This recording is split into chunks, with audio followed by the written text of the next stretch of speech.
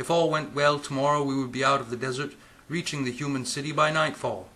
That is, if all went well, which, invariably, it did not in verse square. Late in the evening something untoward happened. Apparently, all of our diggings unleashed some abominable creature. The worm organism that Brother Brian and Brother David discovered were merely the parasitic infestation that lingered in the lair of the true host entity. Deep within the hollow of our diggings there was something hiding. It turned out to be a huge, trembling, multidimensional being that twisted at the eyes, a great monster of a beast with leanings towards unmitigated violence, the likes of which are only suited to an adult audience. I knew we should never have listened to that damned variable. During the night, the abomination crept out of the hollow of our diggings and broke into my car.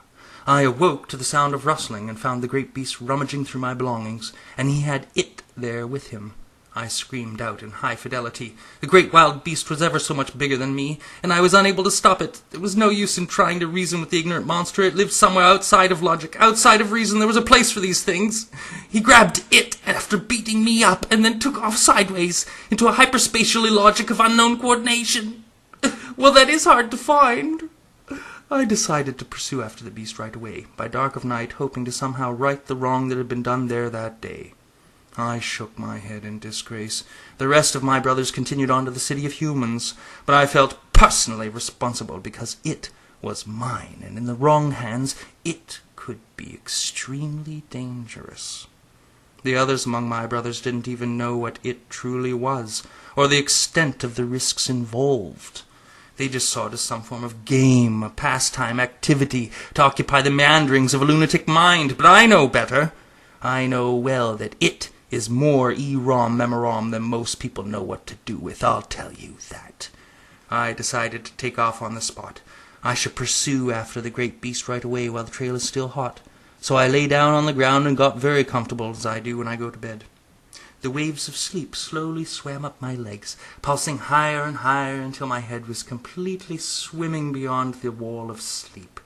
I began to dream, wandering in the garden of our psychic landscape. As I materialized into the dream world, I found I was dressed differently, holding some rather strange and unfamiliar objects.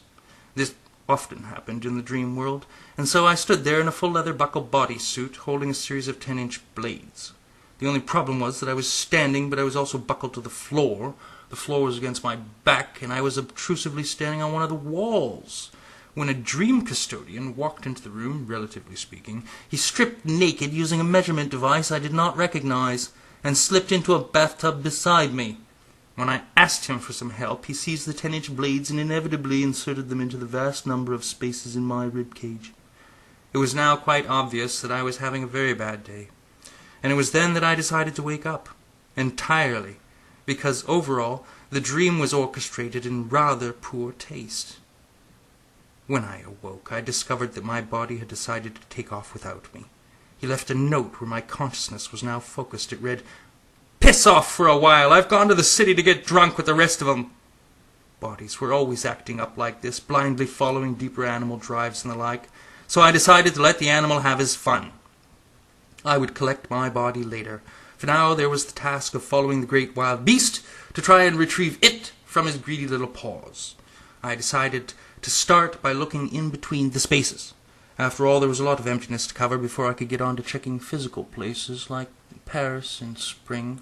I hear it's quite nice. I surveyed the emptiness with a probe extending from my brain, commonly referred to as the eye, although I do like to be quite specific about these things. Now, the strange thing about this whole process is that my body was somewhere off in town, and he had taken the eyes with him, damn it. So I looked at all the emptiness he was ignoring from my advantage out in the middle of the desert. As I scrutinized emptiness, I did notice that space was curved. Curved? Good God, that's strange. Yes, space is definitely curved, but no one else in the room seemed to take any notice, because clearly, yes, they were all curved as well. I decided to take my new curve with me and follow a path along a truly straight line. Of course, to everyone else in the room, it would appear as though I were following a curve, but no one was looking, so I didn't bother to put on any pants. The next thing I know, I'm experiencing some form of mental landscape. I could barely believe what I saw before my eyes. It looked like a convex black hole that made room for itself by curving space-time in upon itself. It was like some form of psychic pool, a reservoir of shrieking torment and twisting agony, all crawling in upon itself to eternal infinity. It proudly announced its definitive presence in a purely relative way. "I am God." "No, you're not," I outright rejected. "You're no more my God than I am yours." Of course, when we consider a God as everything at once, I must admit that you may well be a fragment of the universal mind in its state of becoming, but then that would be too much to write in one line. All right, smarty pants, maybe not quite God, but I am actually the Son of God, Jesus Christ, so give me some respect. "No, I'm not actually wearing any pants," I responded. Okay, you've got me on the run now. I'm an archangel, in fact, one of the big ones. Me and Christ, we're like this," he said as he crossed his fingers. "I don't believe you. You're trying to deceive me," I retorted. "All right, fuck you. I've been waiting all day to say that. I'm Satan, goddammit. Shaitan, Chamachaka, Luciferian Satanus, the great adversary, the serpent who dreams beneath the soul of the earth, Tiamat, Leviathan, the Black Prince himself." Here's my card, as it were.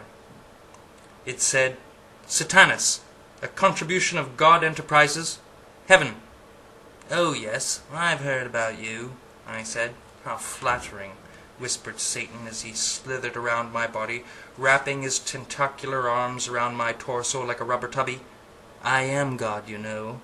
It painted the room black as it kissed the back of my neck, kneading my flesh like a throbbing heart of putrefying evil. Satan loves you. Worship him or it will eat your living soul." I turned around abruptly and stared him in the eyes while screaming, "I am God!" Then I threw him off me with a deep kiss of uncontained passion, the likes of which is only suitable to an adult audience. Satan shuddered, taken aback. "You are not God, you pitiless little simp, and you kiss like a puppy." He started, while wiping his mouth in disgust. "Well, maybe not quite God, but I am a divine fragment of God." I looked off with that philosophical glimmer in the eye that only ever shows up on Tuesdays. For you see, if the entire universe is God, and God created the universe out of itself, then you are going to wind up lost in a little curly loop I keep in my pocket. All minds are a fragment of the universal mind. That is the nature of one, and all things are a divine creation of no one. I lectured confidently, repeating something I once submitted to my English professor. "Aha! Then I am divine," shrieked Satan, laughing tremendously and all very pleased with himself. "I got me a piece of God's ass!" I replied quite simply, "You are a psychologically disturbed individual after all, aren't you?" At this point, Satan began to get confused, and I knew that I'd shaken the foundations of his belief structures. "I am still a child of God as much as Jesus Christ." "Oh yes, Jesus, the important one. I know all too well." "Actually, you're an illegitimate child, progeny of concourse with man." "Man? A creation of man? That snivelling little earth-crawler isn't worth the soil on my boot. I devour his soul. I torture his children. I destroy his societies from within." Satan screamed, seething flames and drooling hot oil. He continued, ranting hysterically. My coming was foretold of in the Bible. Great piece of literature, by the way. "I am man's ancient adversary." I gave Satan a tranquilizer, as he always was a horrible drug addict, and then he ceased to contort so much, so I went on using his own argument against him. The Bible. Ah, yes. Wonderful piece of literature. If only humans could just learn to stop worshipping the Bible and start worshipping the God within themselves, they might get somewhere. People seem to forget that the Bible was compiled by humans, lovely, fallible humans, from long-remembered stories, from all different writers, actually. The original Bible was a mess of contradictions, so they burned more than half of it, and it still doesn't make sense. The serpent in the garden was truly a symbol of an abstract concept, but man took the idea of a devil and just ran with it. Man frees himself of the guilt in his own evil by blaming it on a Satan who's truly just a personification of the evil inside man. When is the last time you were called a personification and didn't disappear in a puff of smoke? Man projected his own evil outward into a symbol where he could deal with it, but then something goes horribly wrong, and people begin to believe the myth instead of the intent. And a symbol, well, a symbol is a very powerful thing, but you shouldn't try to give it life. If humans believe that evil is outside man, he's lost his grip of his sanity and the grasp on his relativity again. You can't begin to feed a thing with your fear and emotions of fear and shame and hatred and adoration and not expect him to come back hungry for more.